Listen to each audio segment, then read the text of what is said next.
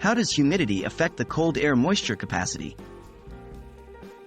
Hello everyone, and welcome to today's exciting topic of discussion. How does humidity affect the cold air moisture capacity? In this video, we're going to explore the science behind humidity, temperature, and the capacity of air to hold moisture. You might be surprised to find out how these factors are all interconnected. Let's delve right into it. What is humidity? Humidity is a measure of the amount of water vapor in the air. It's an essential aspect of our climate and weather, affecting everything from how hot or cold we feel to the formation of clouds and precipitation. Humidity is usually expressed as a percentage, representing how much moisture the air is holding relative to the maximum amount it could hold at a given temperature. How does temperature affect humidity? When we talk about humidity, temperature plays a critical role.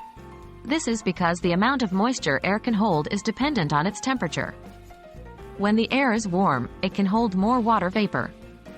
Conversely, when the air is cold, its capacity to hold water vapor decreases. This is why in the summer, we often feel more sticky or humid because the warm air is holding a lot of moisture. What happens to humidity when the air gets colder? So, what happens when the air gets colder? As we've already learned, cold air has a lower capacity to hold moisture compared to warm air. If the temperature drops and the amount of moisture in the air remains constant, the relative humidity will increase. For instance, if the air is holding half the amount of moisture it can hold at a certain temperature, 50% relative humidity, and then the temperature drops, the air's capacity to hold moisture decreases.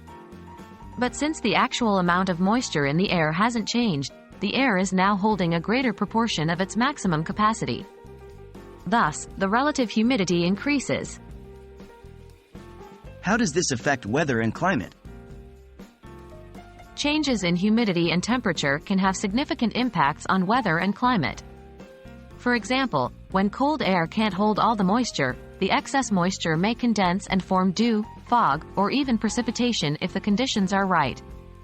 This is the basic principle behind the formation of morning dew and some types of cloud cover.